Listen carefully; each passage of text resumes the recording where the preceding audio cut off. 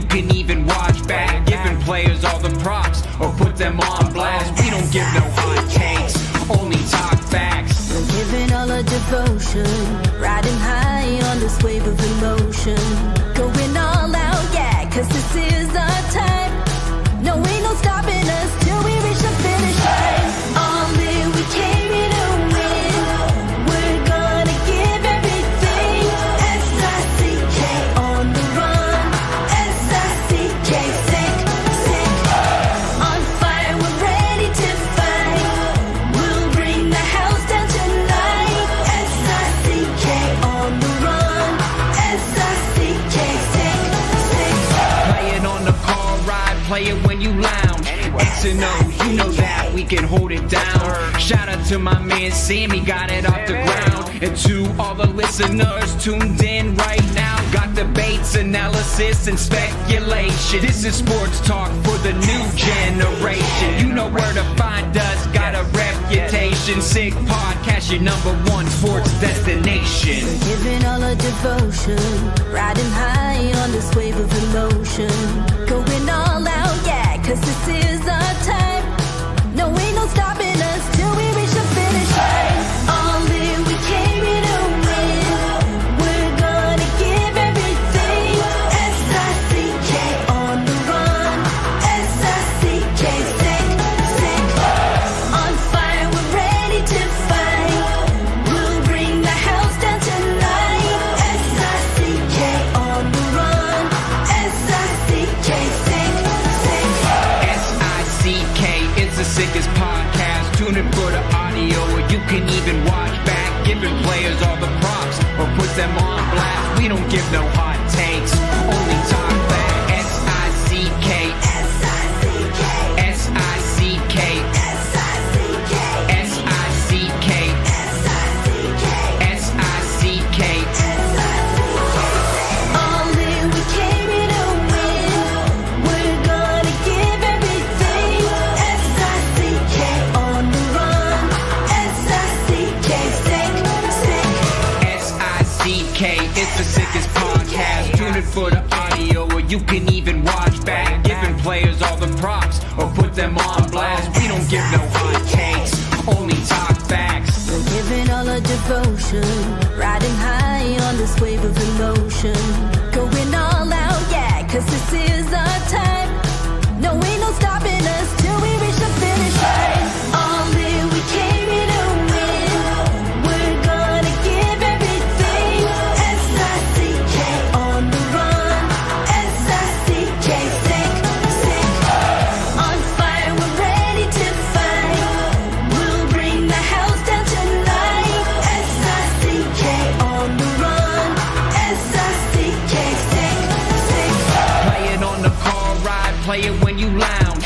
X and O, you know that we can hold it down. Shout out to my man Sammy, got it off the ground. And to all the listeners tuned in right now, got debates, analysis, and speculation. This is sports talk for the new generation. You know where to find us, got a reputation. Sick Podcast, your #1 sports destination. Giving all our devotion, riding high on this wave of emotion. Going all out, yeah, cause this is our time. No, ain't no stopping us till we reach the finish line. All in, we came here to win. We're gonna give everything. S-I-C-K on the run. S-I-C-K, sick, sick. On fire, we're ready to fight. We'll bring the house down tonight. S-I-C-K on the run. S-I-C-K, sick, sick. S-I-C-K, it's the sickest podcast. Tune in for the audio, or you can even watch back. Giving players all the props or put them on blast. We don't give no hot takes, only talk back. S-I-C-K, S-I-C-K, S-I-C-K, S-I-C-K, S-I-C-K, S-I-C-K. Turn up your volume. Because you're about to listen to The Sick Podcast. The Eye Test with Pierre, McGuire, and Jimmy Murphy. The Stanley Cup winning Colorado Avalanche. And after 22 years, Raymond The sickest NHL podcast. Brought to you by TCS Customs and Logistics. Moving pieces, delivering peace of mind. It's gonna be sick. And welcome to another edition of the Eye Test here on the Sick Podcast Network. He is Pierre McGuire. I am Jimmy Murphy. Pierre, let's get right to the game that the majority of our followers and listeners were looking at last night, and you and I were glued to as well, and that is the Montreal Canadiens clinching a playoff spot for the first time since 2021 with a 4-2 victory over the Carolina Hurricanes. Just your initial thoughts, Pierre, on that game compared to their first stab at clinching a spot this past Monday when they lost to the Blackhawks. Well, Caden Gooley was really good. Saw some offense from Caden Gooley. Nick Suzuki was outstanding. I thought the team was much smarter in terms of how they played in the neutral zone. They didn't try to turn it into a shinny game. They tried to play a structured, layered, smart game. They had to get some saves from Montembeault. There was a little bit of divine intervention with a goal post off the stick of Taylor Hall. But by and large, I thought they played a much better game. No, were they perfect? No. Were they nervous at the start? Yeah, they were. That's to be expected. Most of these guys don't have that kind of experience yet.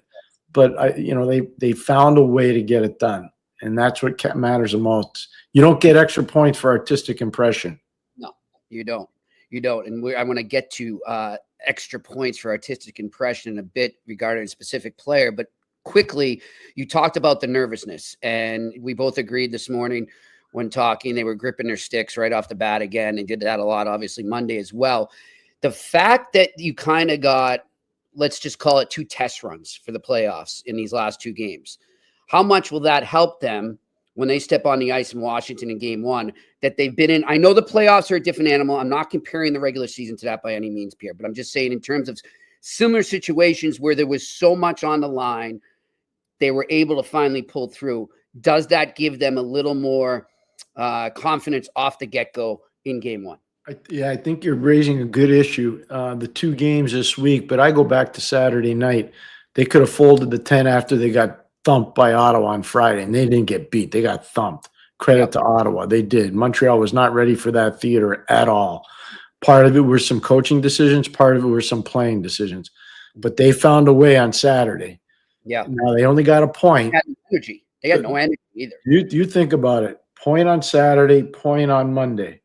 Mm-hmm. Jimmy, if they don't get those 2 points, this is still alive and in color. Oh, yeah, we're watching. You're still alive and in color. You're not – nothing's done. So I think they learned a lot over the last 4 games. I do. I think they learned a lot. And I think that the biggest teacher was Monday night. If they don't have an identity on the ice as a team, they're never going to win a game against a good team. Yeah. Chicago is a building team, but Montreal played a silly game. And that's why they end up getting beat. Never should have got beat. You got a 2-0 lead at home, and the crowd's going nuts, and you start playing, let's trade chances and see who can score more. What are you doing? Which is exactly, at this point, that's Chicago's bread and butter. So yeah, they're just saying, really, we want to play like that. That's good for us. Yep. Yeah, bring it on. So I think Montreal learned a lot from that, and I think they learned a lot last night, and I think they'll be better for it. I do. I think they'll be better for it. Another thing that we both agree, and it's no one's fault, it's just it's a byproduct of the atmosphere and the environment, was they got overcome by the Demidov mania, and that includes the coach on Monday. And I think that, and I'm not criticizing Marty St. Louis. I think he's done an amazing job. And I want to get to him later. I think he should be a Jack Adams candidate after what I saw the last week and how he got this team through this week. I think he should be really considered for that. However, you notice, and you pointed it out, Pierre, you're the first one to do it, texting me during the game, and then also in the post game with Tony Marinaro and Maxime Lapierre. Go look at Demidov's minutes last night compared to Wednesday night. And I'll just tell you his minutes right now last night. He finished with over 10-29, 12 shifts, 2 shots, 2 missed shots, a hit, and 0 giveaways. So he clearly realized, okay, I got to play to win here. I can't just be playing things based around how we use him. I have to be more worried about the guys that have been here all year. And that was evident as the game went on. Yeah, I think it's something that if they had to do it over again, it was great against Chicago. The kid played unbelievable. He played fantastic. his skill level is excessive. His future is amazingly bright. Amazingly bright. Sometimes you can't just force feed guys though, and he got force fed on Monday, and then I think they wanted to try to force feed him on Wednesday night. Yep. And I think they realized not tonight. No, we're not playing that game tonight. we got to grind. We got to grind. We'll do the sexy stuff later. Yeah, we're gonna grind now. Yeah, and they did. And whether it was Gallagher, Anderson, Evans. I thought Evans was much better last night. I thought that Evans was maybe his best game in a month, Pierre. I thought Evans was really good. I haven't seen too many people talking about Jake, but I thought Jake was good. Yep. I thought Heineman made a big difference having him in the lineup compared to Kapanen. No disrespect meant to Kapanen. This is way different than the SHL. And he had an amazing year in Sweden in Timrå. Amazing year. He can continue his career here. He'll just keep learning. That's right. Yep. So I think the coach actually made some good decisions too, identifying guys that were going that he needed. Yep. And those guys, and I'll tell you what, I know it's not always equating in terms of points. Newhook's making a difference. Mm-hmm. Newhook is making a difference. Now, I bet you if they asked, or if you asked them, if you went in there, Jimmy, and you had open access and you said, so what's your take on Patrik Laine? I wonder what the coach would honestly tell you. They got to figure that one out. Mm-hmm. That's the one they got to figure out. The rest of them, they know. The rest of them, they know. Like, they know what Demidov can do. They know. Mm-hmm. And they also know what he can't do. Yep. They know what Laine can do, but they need him to do more. Right. And 5-on-5, they need more. Right. I see a lot of people saying that Laine isn't trying at times, is disinterested at times. I think that's a little too extreme. Yeah, I'm not buying what that. I do think is that you nailed it, Pierre. Heading into Monday, you recall right here and other places, you said, why did they make it so front and center what they were doing with Laine to insert Demidov into the lineup? Why did they do that? It alienated him. It did. And I think with Laine, and this is by no means, I'm not saying this is an insult, I'm just stating a fact. I think at times he needs to manage himself better, and the team needs to manage him better. It's just that type of situation. It is what it is. And I think that you're absolutely right. That's one of the key things before Monday, and they've got some time. I think it's great that they're playing on Monday. Originally, I was told it was going to be Sunday. I think it's really good that it's Monday because you've got some time to rest. You've got some time to watch video. You've got some time to practice, all of the above. But one thing I would be doing if I'm Marty St. Louis is just sitting down with him being like, what do we got to do, buddy? Let's make this work. I'm sorry if what I did, if that didn't hit you the right way, it is what it is. Let's move forward. Let's make this work because you are a big part of this team. You need to make that clear to him. He has to be. If they're going to be Washington, he's got to be a big part of it because he's going to play minutes. He's not going to be on the fourth line. That's not his thing. No. He's going to be on the first power play, and he's going to have to grind 5-on-5. Yep. He doesn't have a lot of playoff experience either. No. So this is a chance for him to kind of show people, hey, this is who I really am. Yep. Here's because you're so good at this. Here's my question to you. What happened today? Did the guys go to the rink or did they stay out of the rink in Montreal? They stayed out of the rink. It was a day off. Because I said that to Tony last night. Yeah. I said there are a couple guys that the only time they should be at the rink is for treatment. If Laine Hudson needs treatment, that's the only reason he needs to be at the rink. He's not to touch his skates. Yep. David Savard, not to touch his skates. Nick Suzuki, not to touch his skates.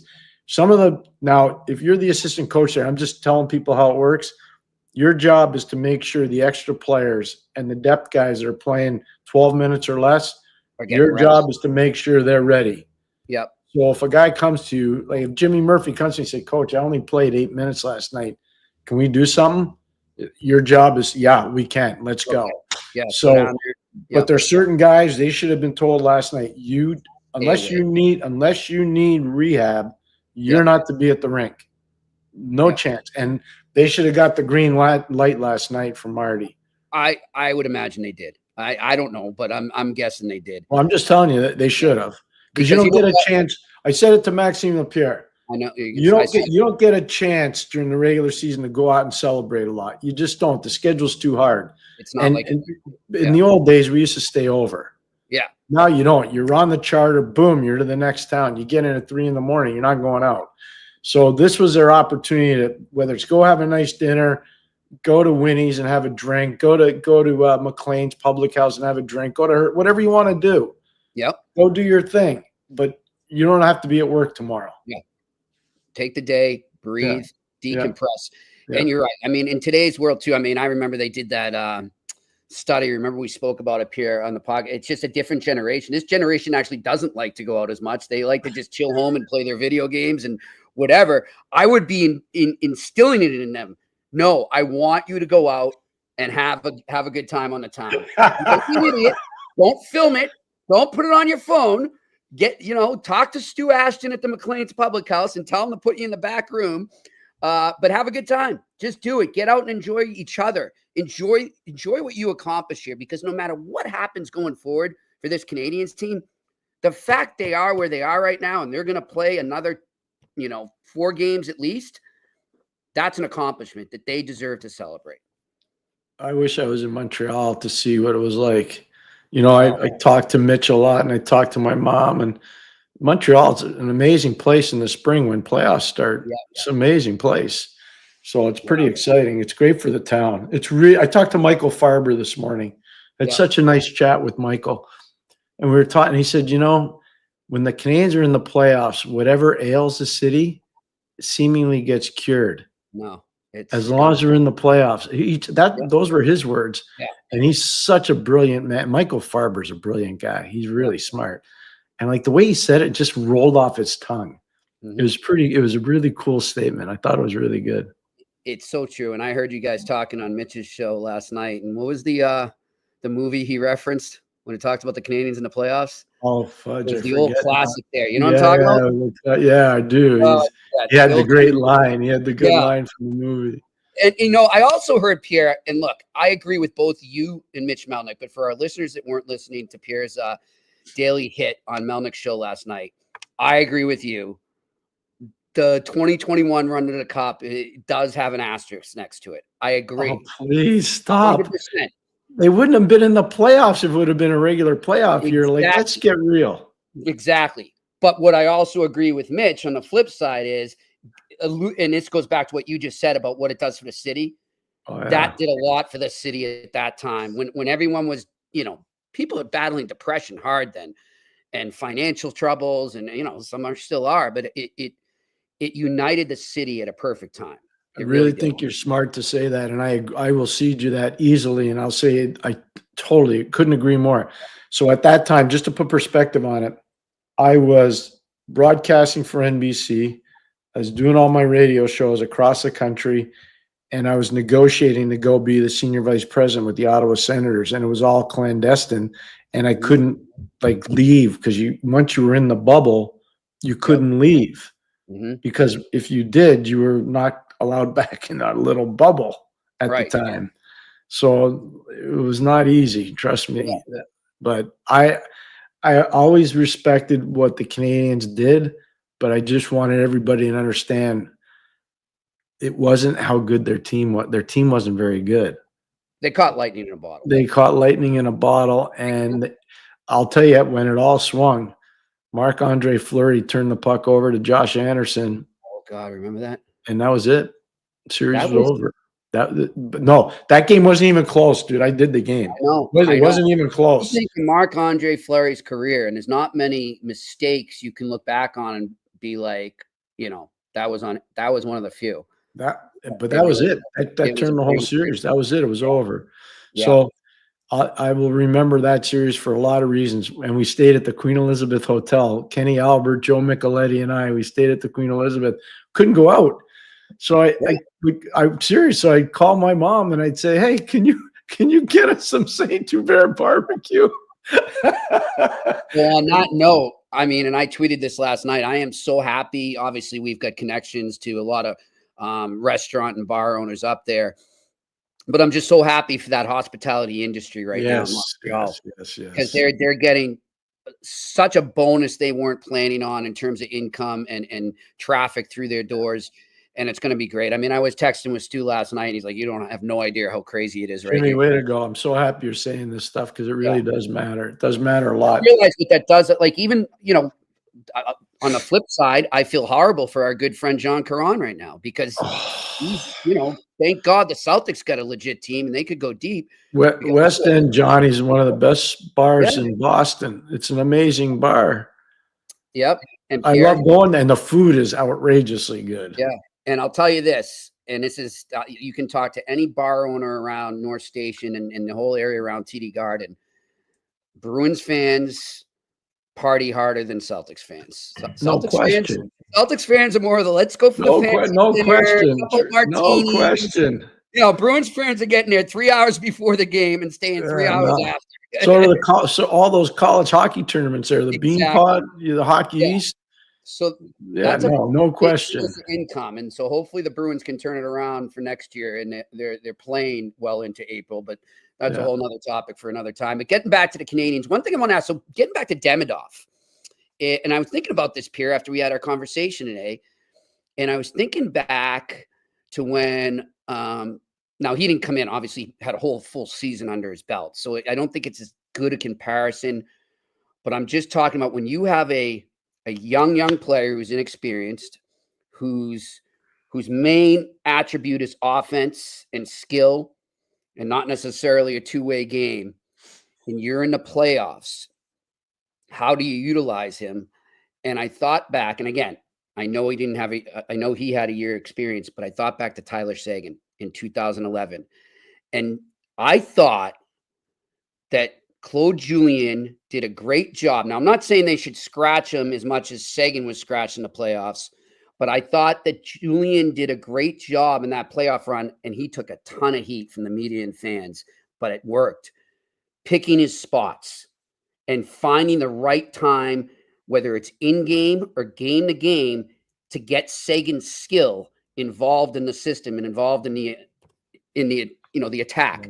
Yeah. So my question to you is, how do you, if you're Marty St. Louis, is it going to be a very strategical process of how you utilize Demidov in the lineup in the playoffs? Probably. That's what I'm trying to get at. Like, how strategic? Yeah, probably strategic, but they're going to have to figure that out. Like, nobody on the here's one thing I know from having done it for as many times as I did. Everybody thinks they understand the strength and weaknesses of all these teams. There's subtle little things that go on that unless you're there every day, you will never pick up. You just won't. And you got to be married to the tape machine as an assistant coach in particular. And so it does become strategic, to your point. It does, Jimmy. And so that's where it's going to matter. Mm-hmm. How somebody's going to pick something up and say, if we had Demidov in this matchup against this D, or if we have him against this winger, but again, it's subtle. It's not going to be overt. You're not going to say, whoa. It's like what Scotty talked about yesterday with Washington. They double stacked the offensive slot. Yep. No analyst, nobody, none of the guys on national TV in Canada, none of the guys on national TV in the States, none of the guys covering the Washington Capitals, none of them have said anything like that. So that's part of what I'm trying to say. It's a subtle little thing.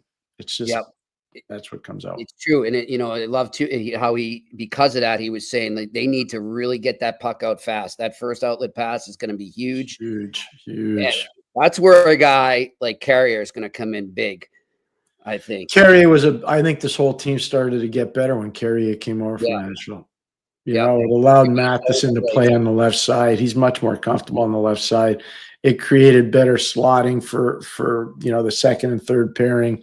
It took a lot of pressure off of Matheson. It allowed Hudson to go play on the first power play. There was a lot that went into it. That was, I'll give their pro scouts, their assistant GM and their GM and their president of hockey operation a lot of credit. That was a hell of a move. Yep. That's a lot like Cam Fowler going from Anaheim to St. Louis.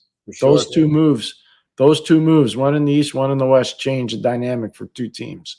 And they weren't like gigantic names. That's just good scouting. Let's go between the pipes, Pierre, because and we haven't heard a lot about in the last few days talk about Montembeault, and that's a good thing usually when you're talking about a goalie, right? Because he's not making mistakes or he's not getting lit up. Yeah. He's never been in a playoff run, right? Well, no, but they're going to say, this is what you're going to read. He's got the experience of the four nations. Even though he didn't play, he was there. No, he was there. Didn't play. It's like, if you want to use that logic, I'll tell you right now, Anthony Stolarz won the Stanley Cup last year. You don't think people are going to question whether Stolarz can win or not? He's never won. Yeah. He won the Cup last year. Oh, exactly. I'm with you on that. So how do you enter a playoff with a guy that's never played in the playoffs? Like, how do you approach him? I've never had to do it, so I don't know. Oh, that's a great answer. I love your honesty. Well, I'm just being honest. Like, that's the one thing, Jimmy, you can tell everybody at home. That's what I love about If you say something I don't like, I tell you. Yep. Or if you told me, as you tell me all the time, it's like, Jimmy, don't try to pretend you know if you don't. Just say you don't know. Just say you don't know. Like, I couldn't tell you. I don't know. We should get a goalie guy on soon to talk about that. I would. You know what? I don't know where Tommy is. Series, I don't know where Tommy Barrasso is. I'm gonna try to reach out and find out where Tommy is. I think Tommy would be so good talking about that. I think that's and I think part of that is there's a bias from me because I won with Tommy and had a relationship with Tommy that was really positive. And I know Tommy was hard on guys, but I didn't experience that. I'm just telling you, I did not. I thought the world of Tommy. I really had so much respect for Tommy. I get some guys didn't like him. I understand. Stuff happens. Yeah. He was as intense as they come. He was as intense as they come. But I'm going to, Jimmy, you know what? I'm going to tell our viewers and listeners right now. I'm going to try to find out where Tommy is. And I don't know if he'd do it or not, but I'd love to get Tommy on. I think Tommy. By the way, I knew this was going to happen when I asked that question. And yes, Dave Abbott, if you want to pull it up there, Shane, ask Patty War at Ken Dryden. We know. But there, not everybody. Okay, let's stop. Hold on. What's the gentleman's name? Dave Abbott. There we go. Okay. Hey, Dave, I want you to tell me the score of the last American Hockey League game Ken Dryden played in. And when you see the score, you're going to say, and they called him up? Mm-hmm. He got lit up like a Roman candle. So there's no way they knew that he was going to do what he did. No. And let's also say this, in 1971, because I was old enough to watch it and I was watching them all. If it's not for Jean Beliveau in Boston to bring the team back, I think it was a 5-1 or 5-2 deficit, if I remember. If it's not for Jean Beliveau, the last time he won the Stanley Cup as a player was that year, 1971. All this Ken Dryden stuff goes out the window because they don't win the first round. Right, so let's just calm down on that one. Yeah. And then if you want to go to 86 with Patty Roy, we can go there too. Nobody's debating it happens, but I don't think there's any magic formula to help it happen. I think it's just sometimes guys just get it and they go on a run and there's no, and obviously skill has a lot to do with it. The 93 Canadiens run is one of the most amazing things I've ever witnessed. And the reason why you can go look at the record for all these teams. The Montreal Canadiens won 10 games in overtime in the playoffs. They won 10 out of 16 were overtime games. Do you know how many in 82 games? You know how many teams win 10 games in overtime in 82? Maybe half at best. Maybe at best. At best. They won 10 out of 16 games. You have to win the cup in overtime. And 33 was. He was at another level. But people don't want to remember that. It's okay. Yeah. So I'm wondering though, what I was going to get to say to you too, we preach here about mentorship and seeking advice. If I'm the goalie coach for the Canadiens or I'm Marty St. Louis, do you give Patty War a call? Do you give Kenny Dryden a call? No, Patty's working for the New York Islanders. They're not calling. Oh yeah, you can't do that. Yeah, that's a conflict. Okay, so give Kenny Dryden or somebody who's been in this situation to have a talk, just a quick, fun conversation with Montembeault as you go in. No, not in the playoffs. No. Okay. No. I'm gonna everything. Once it starts, you are in a box. Gotcha. You're in a box, and nobody's allowed inside the box except for trainers, coaches, managers. I've seen teams not allow scouts inside the box. Okay. Do you still stay in hotels for home games, Pierre? We did, but they don't anymore, I They don't still think. do it anymore, yeah. We did. Some of the guys liked it because they have to Yeah. make their bets. We were talking to Billy Guerin about that. Oh, we loved did. The first year was mandatory. Second year was not mandatory, but like I know I did. Scotty did. Yeah, but I think most of our guys did the second year too, but it wasn't mandatory. It wasn't mandatory the second year, but the first year it was. You know, when you're talking about this, and we were talking about the bubble earlier, I mean, for the test of time, you're exactly right, Pierre. Hockey players get in a playoff bubble. They literally purposely put themselves in a bubble. And I've witnessed it because I've covered runs before. And I've talked to players who said, yeah, I haven't talked to my wife in about a month. Like, you know really who did it? The Montreal, this is for some of our newer viewers. The Montreal Canadiens used to go to a place in Val-Morin called La Sapinière. It was about an hour outside of Montreal, up north, and near in the Laurentians. And they would stay at this beautiful hotel called the Sapinière. And Scotty told me once there was, I don't know if there was an accident or a snowstorm. They were almost late for the game. Oh, but that's where they stayed for all those years. Like it started, I think, in the 1950s. Yep. And then the 60s. And I know if Scotty was coaching in the 70s, they would stay at this place. And they were, hey, Lou Lamoriello, everything he did in New Jersey, Toronto, and the Islanders, he copied two teams. He copied the Montreal Canadiens and the Boston Celtics. So he's a huge fan of Sam Pollock and Frank Selke Sr., and he's a huge fan of Red Auerbach. Yep. You can ask him. Yep. Coach Lamoriello would tell you. And he copied everything they did. And so they would put their players at the Marriott right near Hackensack. It was actually Hasbrook Heights, New Jersey, right near the rink, the old Continental Airlines Arena. And it got so tough on the players because they were winning a lot back then. And there was no like option. You were staying in there. They started calling it the Gunpoint Marriott because you were going there under gun. Oh yeah, they were calling it the Gunpoint Marriott. They're like, you don't really want to go, but we have a gun in our back and we gotta go. We got no choice. I remember like Billy Guerin when he was playing for the Bruins. So that was 01, 02. It's my first year covering the Bruins, Pierre, and he was just talking about this and staying in hotels even for home games. And he said, look, back then, like, so this was 95, that year when they won the cup, the Devils. Beat Detroit. Yeah. There you go. And so I think that's going back to what you're talking about. And he said, Murph, like, I must have had the same two meals over and over because all we could get was room service, basically. So you have the same meals over and over for like a month. And you're like, really? Pizza again or this again? And so he said, finally, can we at least order out? Can we? Yeah. He said, don't let anyone know you're here. That was their rule. Do not let anyone know you're here. Oh yeah, no, he wasn't kidding around. Like Lou was. That's why really they couldn't order out because he was afraid the word would spread. Yeah. Hey, by the way, all he had to do is drive about, I don't know, 2 exits up Route 80, going to Hackensack. There's some good little Italian restaurants in Hackensack, New Jersey. I don't think they're allowed.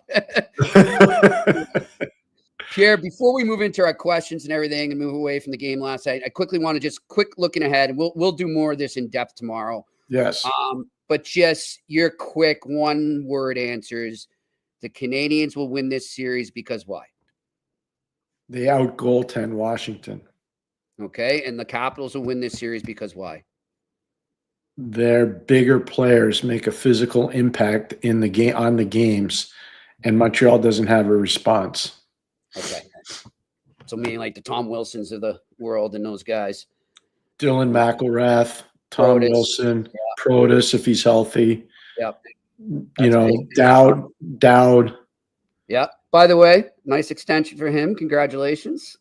You were talking about I'm calling him up. I want some of that. Yeah. Yeah. You did put his tires good back in the day. You know what though? This is what fans don't get to see it. When he moved over to Washington, he used to sit by himself in the hallway right outside our studio. Mm-hmm. And I was like, wow, that's I've never seen a guy do that. So I didn't know if he'd been yelled at or he just was trying to get his thoughts together or whatever. I said, "You okay?" He goes, "Yeah, I'm just meditating." And then you start working out. His workouts, his workouts before the game are harder than most guys in the summer. Wow. And I said to him, I said, "How much are you going to play tonight?" He says, "Probably 8 to 12 minutes." I go, "Jesus, man, like you're killing yourself here." He goes, "I got to do this. If I don't do it, like I can't get in rhythm." Yeah. I've never like Yager was addicted to it. Mhm. I never saw a guy prepare before a game like Nick Dowd. That's awesome. Never. Like this guy was a madman. He still is. Usually too, when you talk about the meditate, like I've only seen really goalies do that. You know how they are in a game day. You just stay the hell away from them. That's just, don't even talk to them. That's just a rule. But quickly too, before we move on to our sponsors and our question and answer, I want to just, Pierre, they've got one more game tonight, the Columbus Blue Jackets. And I just want to say to them, and we've had Don Waddell on here. Yep. What a season for them. They've got nothing to feel bad about. They should hold their heads very high after what they went through. I think, I see a lot of people right now jumping on the Canadiens bandwagon in terms of fans and media around the league, because they're looking at them like the potential Cinderella. Well, I think it would have been the same just for Columbus. Oh my God. If you're a neutral hockey fan, you had two great choices there to make it in as the last team. And I just wish both of them could have made it because it was such an amazing year that they had. Well said, Jimmy. Yeah. So totally on board with what you just said. Donnie Waddell's got to be really proud of the group. I look at Fantilli at 30 goals. Oh, he's just this guy's scratching the surface. Werenski's going to be in the Norris Trophy discussion. Sean Monahan went there because of his friendship with Johnny Gaudreau. Never had a chance to play with him again. They had so many good years together in Calgary. I think about him. I think about Sean Corrali, who's an Ohio kid, who played fantastically well for them all year long. Yep. There's a lot of good stories there. Yeah. And they got a bright future. They do. God. They got a bright future. They got that goaltending. They're good. Just got to fix, like I know Jet Graves is a, flavor of the month. I get it. He's done unbelievably well. Undrafted player out of the Barrie Colts. I mean, he's battled through the East Coast League, the American Hockey League to get to where he is. I don't know if he can keep doing it or not, but right now it sure looks like he's having fun.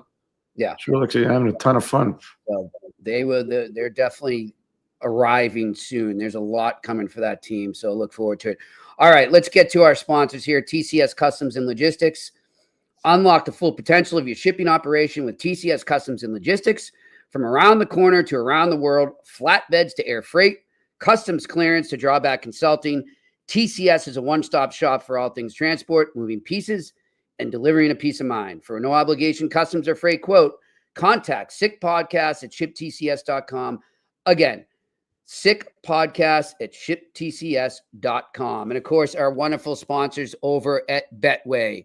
Yep. You can still go there right now and go all the way with Betway and get a free bet up to $200, even if your first bet loses. Again, it's only available if you're a new customer, so go right there and sign up if you haven't already with the QR code in front of you. And if you're not watching and listening, you can go to the website and go to details section and create your new account there. This offer is not available in Ontario. Again, it's only available for new customers. Terms and conditions apply. You must be 18 plus and always bet responsibly. No games of playoff impact today. That's all set, but there's still hockey tonight. They still got to play out the schedule. So let's go to my sick pick of the night. It's time for Sick Picks, brought to you by Betway. All right, I'm going to just keep it simple and go right back to the aforementioned Columbus Blue Jackets that we just spoke about. Look, I know this game doesn't mean anything for them right now, and I would understand if they just said whatever and they enter this game, but I don't see that from that team because of everything Pierre just said, they're a proud bunch. They should celebrate what they've done, and I think they will, and I think they come out and have a great effort tonight in their home finale. They win, I'm going to say 4-2.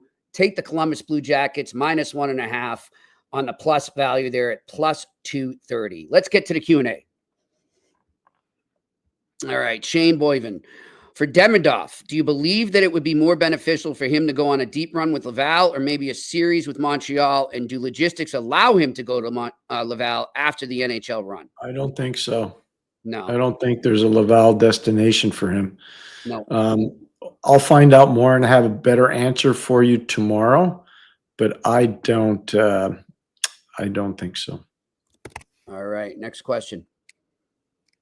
Renaissance Resistor. Happy to admit when I'm wrong. Kudos to MSL for his coaching last night. And Q, my question is, which team is under more pressure to win, Carolina or New Jersey? Carolina. Carolina cannot lose to New Jersey. Carolina would be as bad as it would be for Boston to miss the playoffs or the Rangers to miss the playoffs, and there's probably going to be some collateral damage from both those teams missing. I don't know what would shake out in Carolina if they missed. I said at the beginning of the year, Renaissance Resistor, Carolina this year with Eric Tulsky as a manager, it's a referendum on analytics. And if they get bounced in the first round by an injured New Jersey Devils team, I don't know what happens. Yep. They better hope that Markstrom doesn't finally find his game, because he hasn't been himself. Hey, if Jersey ever went down to Carolina and won game 1 or 2, got a split down there, he said, big problem. I don't think this is as much of a lock as a lot of people are saying for Carolina. Yeah, I'm with you, Jimmy. I mean, and if I'm wrong, or I'll be right on there and say I got that wrong. Yep. So I'll let you know the rest of my picks tomorrow as we preview up the playoffs that begin on Saturday. All right, next question. Alex Ivanowski, is there anyone in Detroit's prospect pool that wasn't a first rounder that could end up being a difference maker like how Laine Hudson was for Montreal?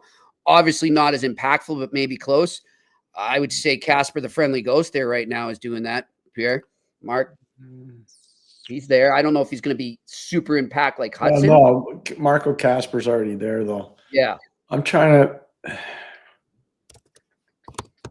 – Danielson could. He won't be nearly as impactful, but Danielson could be. Okay. I'm just pulling up their system. I know there's a guy at the top of my tongue right now. I can't think of who I want to say. Oh, you're talking about Sandin Pellikka? Yes. He's obviously really talented. He's not Laine Hudson, but he's got big talent. Yeah, that's exactly. Sandin Pellikka is a really good player, and he comes out of the program he comes out of in northern Sweden is Skellefteå is really elite. It's really good. So yes, that'd be another one. That's a good pickup by you, Jimmy. But I think Danielson could be really good. Obviously played different positions, but Sandin Pellikka is a good player. All right, next question. Mike, Pierre, I'd love your opinion on the Habs penalty kill. It seems they are fine giving up 2-on-1 down low near the crease. You see either Mike Matheson or Savard sprawling to block a pass. Will they not pay for this? It's just a formula that they like to use. That's not the type of penalty kill that I would teach, and I didn't. But certain teams do play that. Montreal's not the only team that does that. Their weak side rotation, I think, needs to be a little bit better. That would stop some of that sprawling out, but I think that's internally probably something they've talked about. Savard too. I mean, he's always been good at that. I will give him that. He's always been good at that. All right, next question. Mike, last night was probably we forgot. Thank you, Mike, for bringing that up because that was a topic I wanted to touch on. Was probably Slafkovsky's best game in a Habs uniform. What can the Habs coaching staff do to help him play like that on a consistent basis? Totally agree. Subtle reminders. Keep the tape. Come from him Subtle too. reminders. Just keep moving your feet. Keep being a physical dynamo. Be the first guy in every puck. Get every puck out of it's simple. It's not complicated. What about Don't complicate the game for him. Make it an easy game. That screen last night that you and who was on with Tony last night? I murder his Greek name all the times. Oh, George stomping up. Yeah. I'll just call him Strombo. Yeah, you guys were talking about that perfect screen he made on the goal there last night. That's what they need him to do is stuff like that. Just get down there and be a beast in front. Roll around in the mud. Get a little dirty. It's okay. Yeah. By the way, Strombo's passion for all things Montreal Canadiens is phenomenal. Yeah, he's really good. He had some and he cares about the players. He cares about the systems. He watches all the shows about Montreal. It's really good. I really admire George for that. What's that? Is he from Montreal originally? No, he's Toronto. How the heck did he become such a Habs fan? I don't know. Yeah, but he is. It's great. Yeah. It's kind of cool. He's a big one. He's a big one. All right, next question. Steve Lash, this will be the first time St. Louis will be back in the playoffs as a coach. Is it trial by fire? Does he seek advice? As Pierre says, prior preparation prevents potential problems. There you go, Steve. Yeah, good one, Steve. There'll be instances. See, Carberry doesn't have a lot of playoff experience either. Exactly. Last year was his first time, but he's surrounded, like Muller's there. They've got some good Mitch Love is there. They got some good coaches there. I would say that Marty's learned a lot, and I think he's gotten better as the year's gone on. My biggest concern is just matchups. Don't get caught with your pants down, especially on the road. Just be ready. Just make sure you're ready on the bench. That's the biggest thing. And you don't have to be yelled loud. You don't have to scream. Just don't get caught with your pants down on a matchup. That's the biggest thing I'd say. All right, and start the right guys on the. Well, that's part of the matchup thing. Yeah. Like if you know that they like to start their first line, because you can track it. That's what I used to do. You track what guys did to start at home. You put your checkers on, and then maybe you set the table for them, and they don't start their guys. Mm-hmm. So there's lots of different things you can do. Or maybe you only start one of your three guys in your third line and throw them a bit of a curveball, different things. Mm-hmm. And he wins a draw, and then you can switch up if you want. There are a lot of different things you can do. All right. I'm not going to give them all away for free. Next question. Chris L. Question for Pierre and Jimmy. Rumors are that Gavin McKenna will join Michigan next year. Yeah, Pierre and I have spoken about this before, that's always an option. And Pierre said that Michigan would be a school that obviously would go after him. Pierre, I think I would throw, if it's going to happen, we don't have it. We're just spitballing here, but I think we'd throw North Dakota as a team that could be interested. Pierre, would you agree? Yeah, Dakota, I'd say. Given that they didn't make the tournament? Boston College, anybody that's got access to NIL money because of huge football TV contracts, they'll be in the hunt for McKenna. Yeah. But I don't think it's going to be 10 of them. I think there might be 3 or 4. But I'm going to say this right on the record. This is important. I respect what's gone on in Medicine Hat. It's been an amazing program for a lot of years. I went and watched a lot of games there over the course of my career. Amazing place to play junior hockey. I will never, ever say, oh, yeah, you got to leave Medicine Hat to go play at Michigan. Look, I'm a college guy, but it doesn't matter. I still respect what they do out in the Western Hockey League. I sent my kid to play in the BCHL for a reason because I respect it. And so I'm never going to say, oh, Gab McKenna will never be a pro player unless he leaves Medicine Hat, because nothing could be further from the truth. But if he chooses to do that, that's his decision. Yep. That's wouldn't be wrong. Wouldn't be wrong. What would it do for Michael Hayes if he went there? It'd be pretty substantial. Yeah. It'd be pretty substantial. I haven't heard anything. There was a few weeks back, there was reports that Lindstrom was going to go to Michigan State, but that kind of faded. I haven't heard anything on that. Well, he's another Medicine Hat guy, so I don't know. Yeah. Are they trying to get a sugar daddy? What, a double whammy there? You're like, one? I don't know. That's good. I don't know that one. All right, next question. GB. Question, how much time do you think Fowler will need in the AHL before going up to the Habs? Played really well last night again, by the way. I talked to a Montreal scout that was at the game last night, not in Montreal, but in Laval. They lost to Belleville 2-1, and he played really well again. They didn't get a lot of run support. Will Dineen scored his first American Hockey League goal last night. His father's Kevin Dineen. But I'm going to say if they go on a long run, he might not need more than this year. If they have a short, curtailed run, I'd say 10 to 15 games next year, and then I think he'll be ready to come up. All right, next question. Paul Cormier, what can you say about Gordon and Hughes and the hiring of Marty St. Louis? I believe Marty was the perfect coach to allow the young players to make mistakes. Any established coach, in my opinion, would have sat the youngsters for those same mistakes. Am I wrong? I think it's a situational thing there. I get where you're saying. I think there are a lot of veteran coaches, Pierre, that might have done that might have not given them the chance or the rope that Marty's given. But I think there's other guys. It depends on the person. No, I like the message is it Paul? I think it was Paul. Yeah, I like Paul's message a lot. because it started at, you know how we chain of command it. Mm-hmm. Olsen, Gorton, Hughes, St. Louis. Mm-hmm. Okay? That's how it goes. Yep. If the guy at the top says, you guys better make the playoffs this year, because if you don't, I'm cleaning house. None of this stuff works. So the owner owns, the president presides, the manager manages, the coach, the trainers train, scout, players play. Mm-hmm. They had the endorsement from the guy at the top of the food chain. Yep. So They've done a great job. it's been outstanding. It's been outstanding. All right, next question. Juice _031017. How important is the 4-day rest for the Habs going into game 1 on Monday? Big. Huge. Very big, huge. How about I'm surprised. I'm really surprised on Canadian TV that they didn't get Montreal on a Saturday, or they didn't get, or Toronto on a Saturday. They know what they're doing. They're going to have Winnipeg, St. Louis on a Saturday night, and they're going to have Dallas in Colorado. On a Saturday night. I'm sure they'll do really well because it's the first round.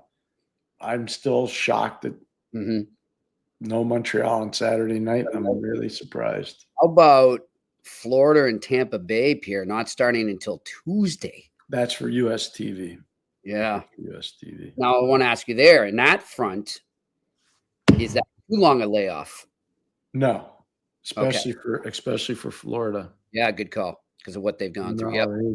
They had more guys at the Four Nations except for Vegas. They had the most guys. All so right. and Kachuk's hurt now, so now it's fine. It's good. That won't be an issue for them. All right, next question. Joe, question. You think at times Marty will switch Demidov and Slav on some 5-and-5 shifts and put Demidov on the first PP instead of Laine? So we have 2 snipers on 2 PPs. I'd be surprised to start it out. I'd be surprised, Joe. Now, if somebody's not producing, then I think maybe that could happen. But right now, all things being equal, I don't see that happening. It's a fair point, but I don't think that'll happen. All right, next question. Juice _031017. Should the Winnipeg Jets be concerned about the St. Louis Blues in the first round? Yes. Oh, yeah. Yes. We've been talking about it. I said to Jimmy, what was it, 3 weeks ago, Jimmy? I go, your birthday present is a St. Louis Blues for finishing first in the entire league. Yeah. Here you go. Have fun. You get to play St. Louis. What a nice gift. All right. Man. How do you think, like, I'm asking you this because I don't know how he's feeling. Connor Hellebuck had an amazing year, and the Winnipeg Jets were the best offensive team in the league. They gave up 190 goals. Nobody's close to that. They gave up 190 goals. Give or take. Last night they gave up a couple of Anaheim, so they're a little over 190. How do you think Hellebuck's feeling knowing that he's going against Binnington, who he was a goalie against in the Four Nations? Binnington's won the Stanley Cup. He is never. Like, how do you think he's feeling, Jimmy? He's feeling, I got to prove myself. That's what he's feeling. I think so. Yeah. Is that a comfortable feeling going into a playoff series? I don't think it is. I don't think it is. No. I like St. Louis a lot in that series. All right, next question. Pizza 603. Pierre and Jimmy, what's your prediction first round Caps Habs? I'm going to save it for tomorrow, Pizza 603, but if you're a Habs fan, you might like it. All right. I told Jimmy before, 2 things that have to have one for each team. Yep. So there you go. That's my level of prediction. Next question. Juice _031017. Pierre, who do you think has a good chance to win the Memorial Cup this year? How those London Knights? Mm-hmm. Those London Knights are pretty good. I think it's in Kamloops this year, if I remember correctly. Yeah. So I think it is. I'll double check. Just double check. I remember talking about that with Mark Recchi. No, with our friend from Penticton, Freddie. Oh, Freddie Harbinson. Yeah, it is. No, this year it's in Rimouski. Next year is Kamloops. Next year's in Kamloops. That's right, because that Freddie said that's why we didn't get it. We were trying to get it in our first year in the WHL. Okay. So it's in Kamloops next year. It's in Rimouski this year. Yep. How about those London Knights? Any team you say watching a queue that people should keep an eye on? Halifax shocking a lot of people right now. Okay. And Rimouski would be good. They'll be good. Home is Sid. Maybe Sid will come there. Suit up. Yeah. I'll tell you one thing. I've seen a lot of Memorial Cups in my life. What he orchestrated in 2005 in London to get his team to the final was as magical a performance that I've ever seen any kid do. Mm-hmm. Like they had no reason. They should have been knocked out in the first freaking round. Yep. Like Sid got him to the final. It was unbelievable what Sid did. I was like, whoa, this is really amazing. This guy's going to be really good.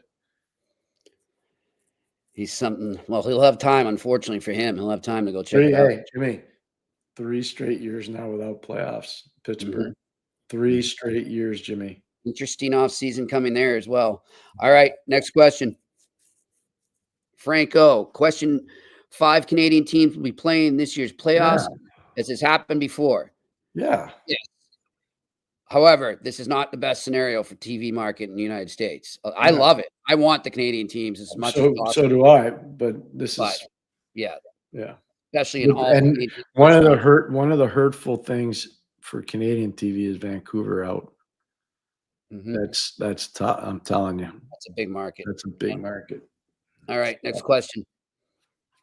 Alex Ivanowski, as a native Ohioan, I couldn't be more proud of the Blue Jackets. I feel like hockey grew this year a little bit around our state. I think the Jackets' success will only keep it growing. Do you agree? Yes, 100%. That and Ohio State and what they've been able to do.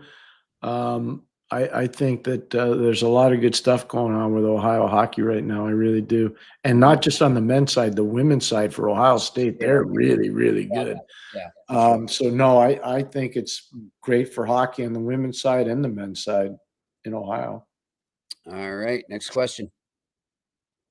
Juice_031017. How important is it for players that want to be on the U.S. and Canadian Olympic teams next year to go to the Worlds and make a good impression? I think it matters.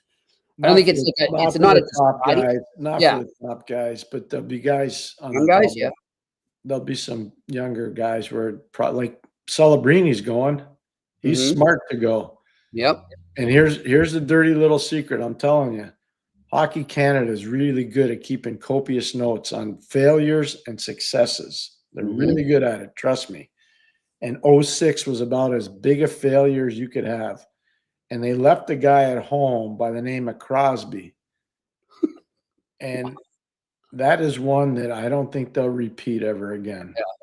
So guys like Celebrini, Connor Bedard, all those young guys, because of what happened in 06, I don't think will be forgotten.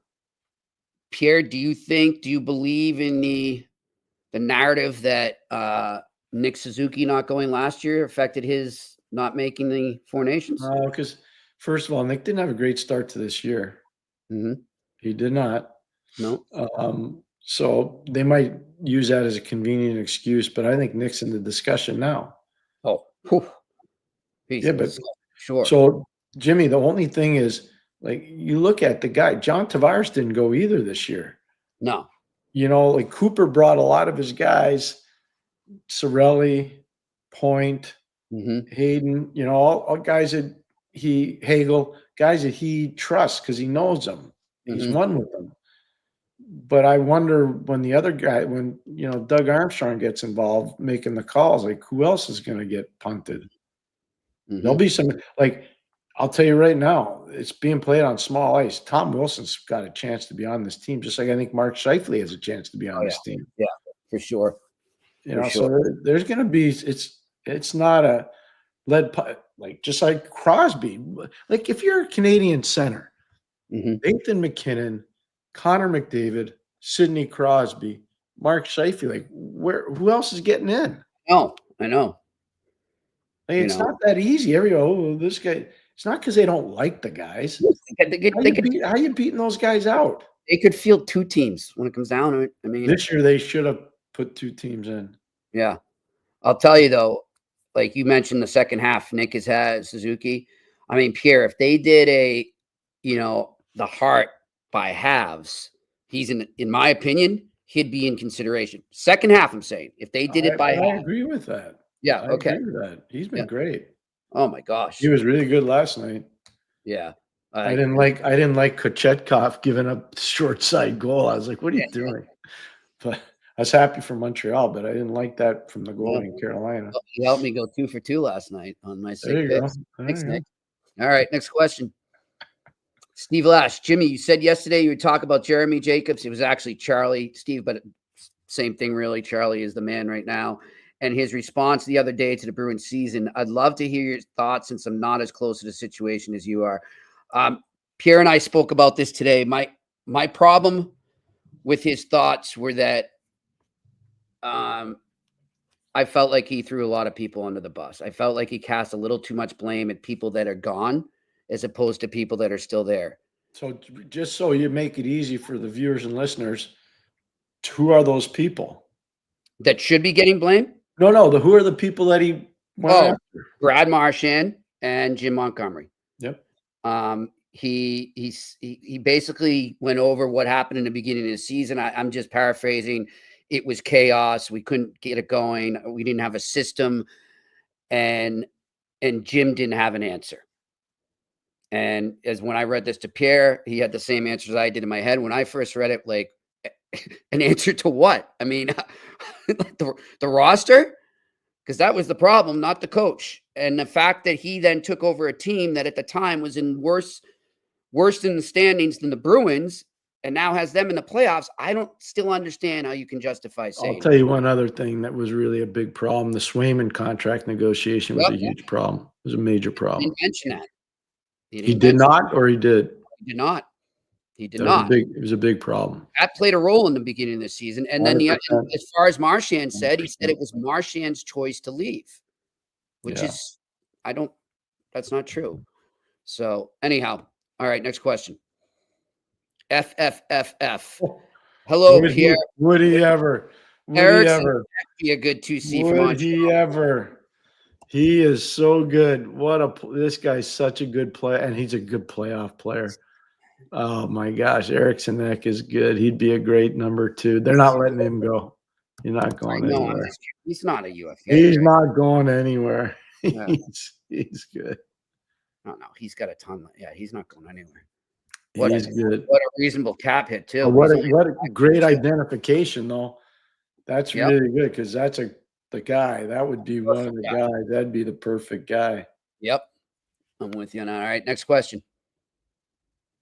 Franco, question. How short is the leash with Laine in the playoffs? Are you concerned about potentially upsetting him with another year of his contract? I don't worry about the contract right now. I just worry about right now. I agree with the playoff part. I'm not worried about the contract. I'm worried about the playoff part. Yep. All right. Next question. Bill Van Vagel, for a young team, I think is what he meant there. Like the Habs, how much does the coaching staff lay into the playoff experience of, say, Newhook and Savard when speaking of to the group or running drills? Good catch on Newhook, Bill. I forgot about what he got in Colorado. You don't bring it up a lot because you don't want to alienate the other guys because they've accomplished a lot too in 82 games. But those guys know they have a voice. Everybody knows who's won the cup in the dressing room and who hasn't. Everybody knows who's played deep in the playoffs and who hasn't. You don't have to talk about that. Guys know. They check. I think the players will do it themselves. They'll just go to them and say, what I mean. That's what happens. So you don't really have to bring – I've been through it again. You don't really have to bring – like I keep telling you all the time about Brian Trottier. Yeah. I never had to bring it up. I was running all the practices. It was organic. Like, if you didn't understand something, you go see Brian. Yep. You take care of it for you. I saw the same thing with Rex in Boston. Yeah. So you're absolutely right on Mark. Yeah. Like he was the Pied Piper to Marchand. He was the Pied Piper to Cherry. He was a Pied Piper to Bergeron. He was a Pied Piper to Krejci. Yep. And all those guys, they just circumnavigate around Rec. Yep. They would be all over him. He was the glue for sure. He was. All right. Next question.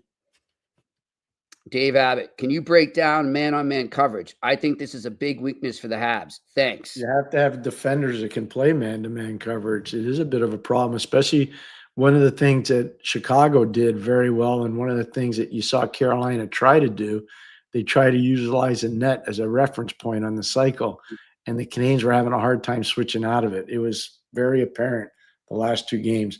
It's something they're going to have to pay attention to. They're going to have better switch calls down low when they're playing against Washington, for sure. It's a good pickup by Dave. Very good pickup. All right, next question. Bill Van Vagel, are there any playoff series you think could end up in a sweep? What about New Jersey and Carolina if Jersey doesn't go down there and get at least one game? Yeah, could see that. Just because of their injuries, not because they don't have a good team. They're banged up. Yep. Yeah.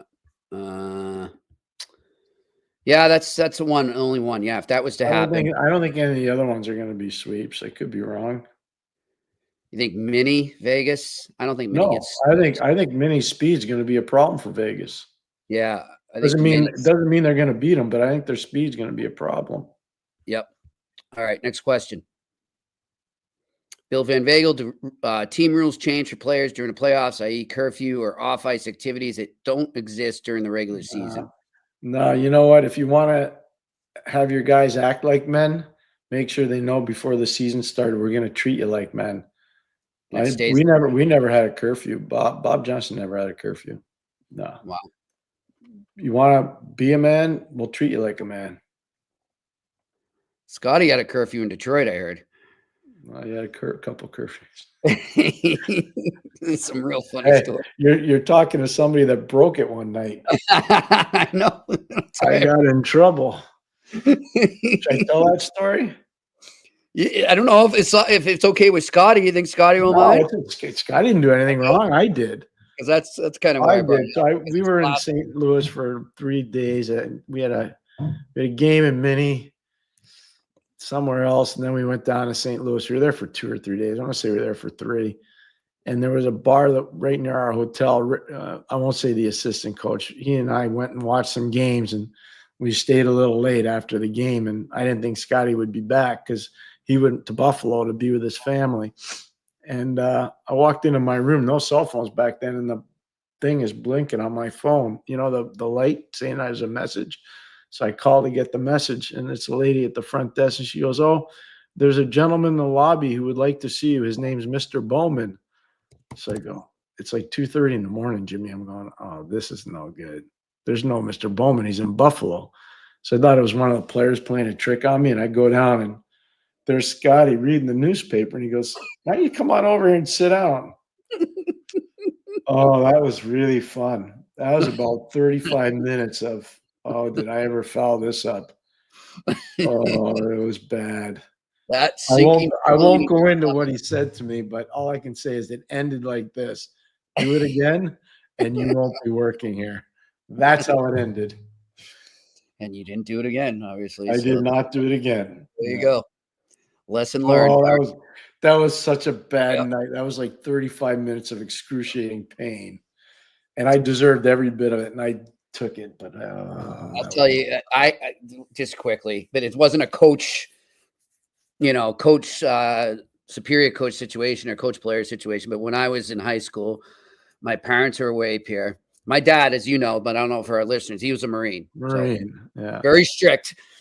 And anyways, long story short, they go away. I decided to have a few people over at my grandmother's down the street because she had a pool and we were underage. I can only imagine. Don't get too graphic. Oh, yeah. So, and anyhow, we weren't doing things we should have been doing. And I went to sleep thinking I had gotten away with it. I wake up at 6 a.m. Somebody's saying, "Hey, wake up." And he wasn't supposed to be back until 6 that night. It was my dad. So, "Come on, I made some breakfast for you." Brings me in for breakfast, nice egg breakfast there. But he goes, "First, you're going to drink this, okay? And then you can get your breakfast." Gave me a shot of sake. Nice. You ever have sake, Pierre? Do you know what that's like in a hangover? No. I went right to the bathroom, and I'll never smell or taste that stuff again in my life. But I respected curfew after that, I'll tell you that. That's good. That's good. Next question. Brad K, with the way the team in town rallied around the Jackets, does that affect how players view them as a preferred destination team? That's a great question. Yeah, I think so. But I think Columbus, I think if you look at it, there are a lot of guys that aren't afraid to go there. It's relatively inexpensive to live. I was just going to say. There's a lot of really nice neighborhoods, especially Dublin, Ohio, where they play the Memorial, the golf event. I know that I won't give you the players' names, but I know there are a few guys that live over there at the golf course. There's some good spots there, and it's a really advanced town for healthcare and things like that. So no, I don't think Columbus is a problem to recruit. I kind of feel like Columbus, Pierre. You know how like Buffalo gets a bad rap, but yet so many players go and retire there, and they stay there. They stay in Clarence, New York. Like Columbus is kind of in the same boat there. Yeah, no, at St. Louis, there are three of them: St. Louis, Columbus, and Buffalo. People say, "What? Guys are living there?" Yeah, they're staying there. They stay there. I know a lot of players that went back to Columbus. Like, look at all the guys that live in St. Louis. Yep. There's a ton of them. It's unbelievable. As we can tell, their kids are now playing in the NHL. Yeah, but there are a lot of them. It's amazing. Yeah. All right, next question. Posting it on 1:30. Could the Habs bring in some tough guy support from Laval versus the Capitals if needed? Fourth liners. Laval's in the AHL playoffs also. Considerations. So here's what I would tell you. Last night in Laval, Florian Jacki played an amazing game. He's playing great now. You've been talking to me. Yeah, but Luke Tuck played a really good game last night in the American League. Like, I know they're excited about those guys are rough. They're tough guys. So that's really good news for Montreal, but they're not taking those guys out. No way. Unless there's a pure 6 brawl in game 1, then everything's off the books. Yeah. But that's not like that could have happened in my era. That doesn't really happen. The Hanson brothers aren't coming. We'll put it that way. Like we made sure to use Brian Burke's phrase, you always needed to have a nuclear deterrent. Sometimes you needed more than one. Yeah. Wow. But that doesn't really happen anymore. I think they've got Jacki up here. I mean, I think I agree with you. Depending on how game 1 goes, you very well could see him in game 2. Yeah. It just depends. If Tommy Wilson starts running around or, Dylan McElrath causes some problems if he plays, there could be some roster lineup changes. Hey, Dave Abbott there just giving us $20 super sticker. Appreciate it, Dave. Thank you. You don't have to do that. You don't have to do that. Thank you, David. Really appreciate it. Very kind of you, Dave. Thank you. Really appreciate it. Yep. We appreciate all of you for sure. All right, next question. Steve Lash, how does it work with AHL recalls when both the NHL and AHL teams are in the playoffs? How is it decided which players get called up and who stays on the AHL team? Management decides organizational need. So I'll give you an example. We had a lot of injuries in the 92 run to the Cup, and we brought up a line. We brought up a whole line. Davey Mikhailuk, Jock Callender, and I'm trying to think who the third guy was. Darn. We brought up 3 guys from Muskegon, and they made a huge difference. Huge difference for us. But I remember Jock Callender was a legendary minor league point getter, and Davey Mikhailuk, his nickname was Boris. He's a farmer now, right outside Saskatoon. The last time I saw him I was in Saskatoon. He still looks the same. Really, really looks good. So he brought up this line from Muskegon because we had all these injuries, and they really helped us. They really helped us a lot. And then they went back. But if you he's saying there, Pierre, how much if the AHL team is on a run itself? Well, you have no choice. You got the number one priority is your NHL team. Exactly. That's what I thought. So we didn't want to hurt Muskegon. They had won the year before, but we had no choice. We had to bring guys up. All right. Next question. Jonathan Lalonde, how would you rank the following D's long-term offensively and physically? Levshinov, William, Pareke, Nikishin. Pareke. Nikishin. That's a really good question, boy. So Levshinov, you probably saw him. He wears 55 for Chicago. He's really coming. Another name I'd add on there, Sam Rinzel. Rinzel's with Chicago too. I'd add him to that list. I think offensively, William and Pareke probably will have the better numbers, but defensively, those other guys are good. Like Nikishin's big. I'm not saying he's Cale Makar, but he's good, this guy. Yeah. And Levshinov, I thought the other night against Montreal was really good defensively. So they're all a little bit different, but William's good. He's not Lane Hudson, but he's really good. Yeah, Pareke is good. He's really good. Nikishin got his U.S. visa too now. They were worried about that. You see how he was flying?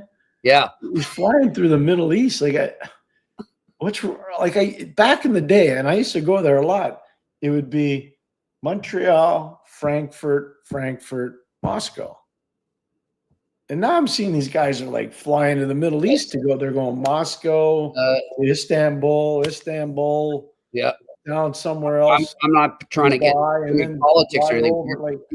Do you think it's the war though? Like, I have no idea. flight routes now because of the I war? don't know. Yeah, I wonder. But I'm telling you, like, I used to fair bit, unless I was going to St. Petersburg, and then you fly to Helsinki and you take the train. But there could be some no-fly zones now. There could be. You know what? I don't know. Yep.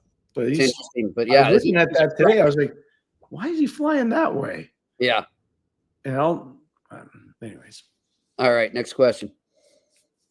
Vincent Noel. Hello, gentlemen. Many have said the rebuild is done with the Habs. That is. Correct me if I'm wrong, but Hugo looked like they're building a deep stable where they won't need to sell the farm. Perennial contender? ? Till the cap gets them. It will But be till the cap gets them. Yeah. They'll be good for. There's about a 7 to 10 year window here now, Montreal. Mm-hmm. If the guys have to stay healthy, and they can't. The cap's gonna. My whole thing, and I'm not trying to be Debbie Downer. The cap's going to be an issue long term. Yeah, because if you have all these players Well, not only that, Jimmy, there's a little thing in Quebec that called taxes. Mm-hmm. And so guys are going to want more. It's a hard deal. It's going to be interesting. It's going to be really interesting. Right now, as I look at it, yeah, they're going to have some guys coming up. It's pretty much mixed. It's pretty even every year. Coming out entry level. So you're going to have Laine Hudson coming out entry level almost at the same time as Jacob Fowler's coming out of entry level. Like, these are things you got to look at. And I'm sure Kent gets it, and Jeff. Like, I'm not worried about that part of it. I'm worried about what's the dollar value. So Jake Sanderson's at about $8 million a year. Mm-hmm. And I'm just going to say that for Laine Hudson, that's going to go up. That's going to probably be 10. Yep. Right? So Shesterkin's at 11.5, 12 in New York. What's Jacob Fowler going to be at if he plays as well as I think he can? Mm-hmm. So there you got $22 million on 2 guys. Yeah. I'm just telling you, like, that's going to be the issue. But they're, as Pierre said, they're well aware of it, and they're already probably. How much is Demidov going to, if he hits the numbers? How much is he going to be worth? Yep. Because if Mitch Marner gets $14 million, let's just say he does, in 3 years or 40, what's Demidov going to get? I know, especially if the cap does go up. But if you know what I'm saying, Jimmy, he's got to hit the numbers to do that. Yep. Yeah. But totally agree. If you're good as everybody thinks. Yep. Like, that's my only fear for this group. That, you know what, too, Pierre, like we're talking about them using a trade market to get a number 2 center. Some of this come into play on the younger players they're willing to move, because they're going to look at it and say, you know what, we can fill this need right now. And on a flip side, then we don't have to face 3 guys coming out of their entry level, or 3 guys at the same time. Because when that happens, the agents hold you up. Exactly. You're spot on. You're 100% right on. Yep. Yeah. That'll be interesting. All right. Next question. Dave Abbott, how do the Habs move the rebuild to the next phase so they don't fall backwards? Well, they've got one of the answers is Jacob Fowler coming in. Mm-hmm. I think that's really important. The other one is Demidov is here right now, so that's going to get them going. I think all those young guys on defense that are playing down in the American League right now, Reinbacher in particular, and Mayu, both those guys are really close to being ready. So that's how you keep it going. Yep. And then I think the third thing is Jimmy's nailed it, the second center. You get the second center, everything starts to keep going. And I think mentally, too, when you talk about, because we've seen some teams make the playoffs early on, young developing teams, Pierre, and then they regress a bit. Maybe it's because they think nobody's saying it's easy, but they don't think it's as hard as they originally thought. I think one thing that this group of players that are heading into the playoffs with the Canadiens, a huge advantage is going to help them going forward, is they realize how hard it is to make it. They realized, like, how tooth and nail it can be. Yeah. Like, this great point. Really good point. This past week was huge for that. So, all right, next question. Great point. Great point. P, can you give your perspective on the penalty call that reversed in the first last night on the Canes? Hand on puck during faceoff. Yeah, So you the ref can't. was scared of Brindamore. Well, so from one angle, because I watched the Carolina feed. Okay. Yep. I thought, by the way, if you didn't watch it, Trip Tracy did an amazing job as a color analyst last night. He's one of our go-to guests. Yep. He was fantastic. I told Jimmy that this morning, and I talked to Tripper today, and he said to say hello to you. But anyways, I thought he was great. Hey, Trip. From one angle, Jimmy, you see the hand go into the puck. Right. At least it looks like it. From the Yep. other angle, it looks like it's a stick that gets the puck. Yeah. You can't, when you go down in the faceoff, you can't make a play with your hands, whether it's open or closed. You can't touch the puck. Yep. It's it's not new. It's about 4 or 5 years old. I thought the first time I saw it from the one angle, I said, oh, it went off the knob of his stick. Then I saw the second angle. I was like, damn, that went off his glove. That's what I thought. So I think Brindamore intimidated the officials too. And that was weirdo because one of the officials is Wes McCauley, and Wes isn't afraid of anybody, including Brindamore. And you know what's cool about that? Yep. They both went to Michigan State at the same time. Wow. They were teammates. I didn't know that. No, wow. Huh. I try to recruit Wes. Wes was a really good player. He played at St. Michael's in Toronto. He was a puck-moving defenseman. He got drafted by the Detroit Red Wings. He was a good player. When did he switch over to reffing? When he was told he wasn't good enough to be a player. Right. Okay. and his father, I mean, is one of the all-time legendary. How many? Yeah, it's great though. I wonder how many players have done that over the course of time. A lot of them. Yeah. You know, we've had him on our show. You know who tried to be? We've had him on our show. Jeff Chikrin. Oh yeah. He got recruited by the league to try to be a referee. Oh wow. I didn't know that. Yep. Cool. All right, next question. GB question. Can you guys explain what the job functions entail for a VP like Gorton versus the GM job functions? Yeah, you sit above it all and you get a big vision view, and you're a sounding board to the GM. And I would say in this case, Kent probably does most of the negotiation. And I say with Jeff Gorton, he probably oversees a lot of the amateur stuff. And I think Kent probably looks at most of the pro stuff, and they probably come together on all of it. It's actually a really smart way to do it. The general manager in the fray, he has to deal with the media a lot. They get emotional. The guy above can chill and watch and say, hey, what about doing it this way? What about doing that way? And he can kind of be the bridge between ownership and the hockey operation. So it's actually a really smart thing to do. Yep. All right, next question. Big Bill, Pierre and Jimmy, do you think the Rangers are kicking themselves in the butt for firing Davison and Gorton? Yep.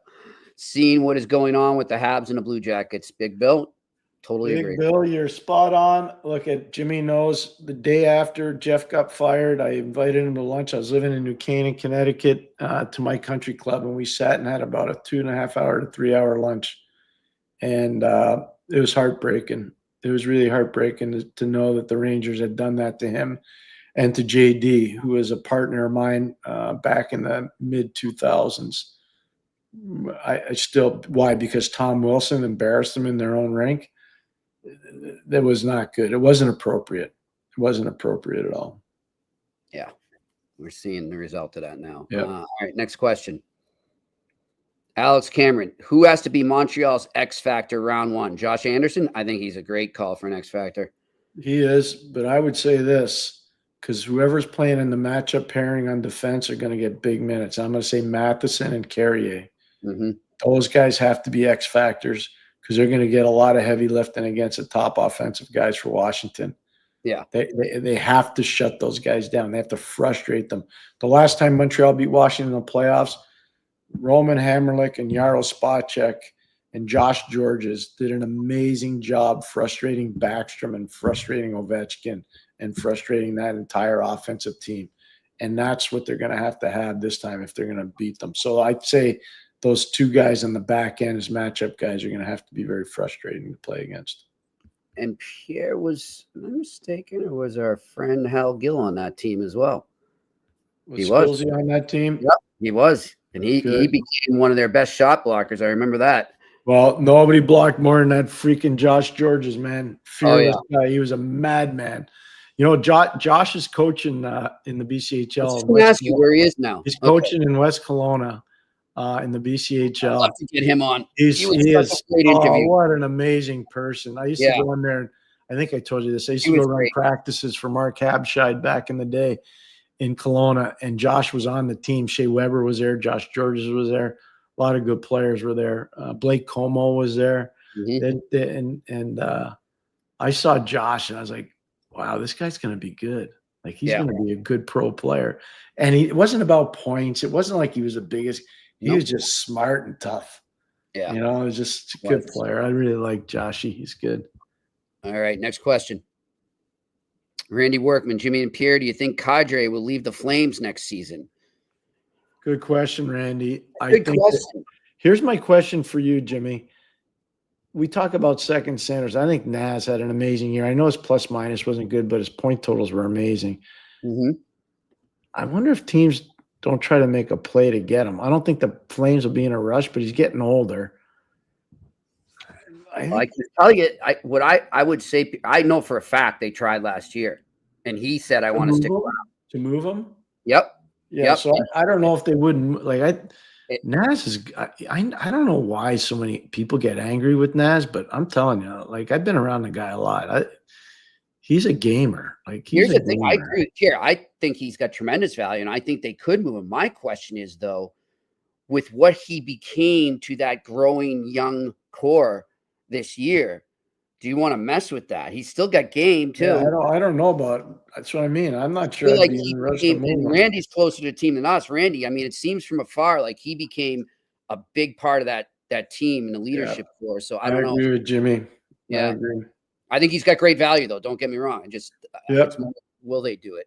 All right, next question. Human Kirk. Question for Pierre. Human as opposed to what? Is it worth a shot to try Demidov at center? Not right now, defensively, and I see it, and I think a lot of the fans see it too. Marty's St. Louis definitely sees it. Yeah. It'd be too tough for him down low coverage, but maybe down the road, maybe. Yeah. But right now, no. Yeah. All right, let's do one more here. What do we got? Last one. We good? Jimmy, ask Shane to keep all these questions for tomorrow. We never leave anybody hanging. And we just got a message from our producer. He said that the board's overwhelmed right now. Yeah. So what we do is, guys, save those questions for tomorrow. And again, tomorrow we've got a great show lined up. We'll Kenny Holland. Kenny Holland, and then we're going to break down as many series as we can. Of course, with some of them, the staggered start to some of the series, we'll be able to continue that on Monday, but we'll get to as many as we can. You just see if Shane will give you a thumbs up. So what we'll do is we'll stay on till 5:30 tomorrow. Okay. We'll go from 4 to 5:30. Is that okay with Shane? Shane, give us a thumbs up or thumbs down. That way we can get to the questions. I don't want to leave anybody hanging. For sure. We'll make it happen.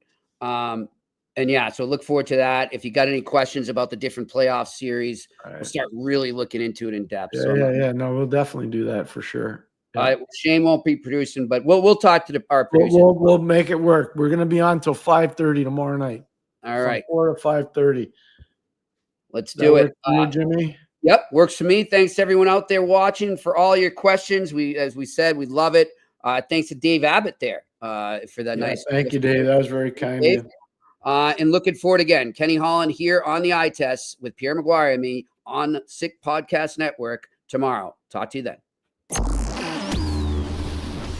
And that's a wrap. Hope you don't miss us too much until next time. Follow the eye test with Pierre McGuire and Jimmy Murphy on YouTube, Facebook, Google Play, and Apple Podcasts.